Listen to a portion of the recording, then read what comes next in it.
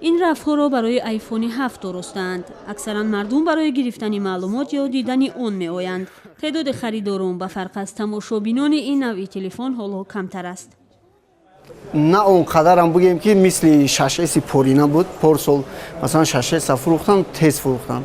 امسال 7 نه میونه دانه او هم مردم چیز نگرفتن. قریب 80% تماشابینای تو همین تماشا میکنن. آیفون 7 را این شب و روز در چندین نقطه‌های فروش تلفن در تاجیکستان پیدا کردن ممکن است، اما نقطه فروش رسمی آن مغازه ایکوم است. فروش نخستین آیفون هم در تاجیکستان در همین جا به راه مانده شد. به گفته این نمایندگی هر روز تا 4 تلفن به سودا می رود. در دوشنبه برای خریداری این تلفن نوبت‌پایی و جنجال نیست. برای اکثر نرخ آن گرانتر است. نفرایی که مثال آیفون 7 میخرن میتونن یا راه دیگه دارن که تلفن‌های 6S چون بیارن مودا 6S چون بیارن ما با اونها آیفون 7 نو میتیم. یعنی تلفن‌های کنکشون یک مقداری پول حساب میکنیم قبول میکنیم و در عوض باقی مونده پول یک تلفن نو میتیم. محمد به نیت دیدن آیفون 7 به این مرکز اومده است، اما نتوانست آیفون نسل نو را از نزدیک ببیند. من بیشتر آیفون 5 داشتم. راستیگه با من قدر معقول نبود. حاضر من معلومات رو در آیفون 7 شنیدم دیدم خیلی معقول شد.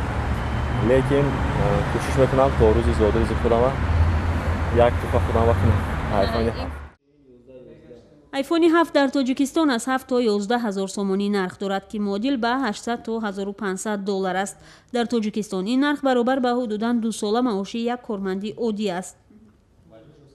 مثلا بسیاری درباره آیفون 7 گپ میزنن، شما واگن بار خواهش پیدا نشد که رفته ببینید؟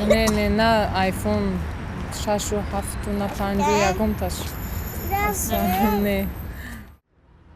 برای گروه دیگر که دوستداری تجهیزات با برندهای معروف به ویژه اپل هستند، داشتن آن مایه افتخار است.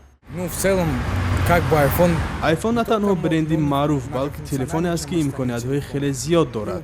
در استفاده مخصوصا اینترنت آیفون خیلی قلای و راحت است.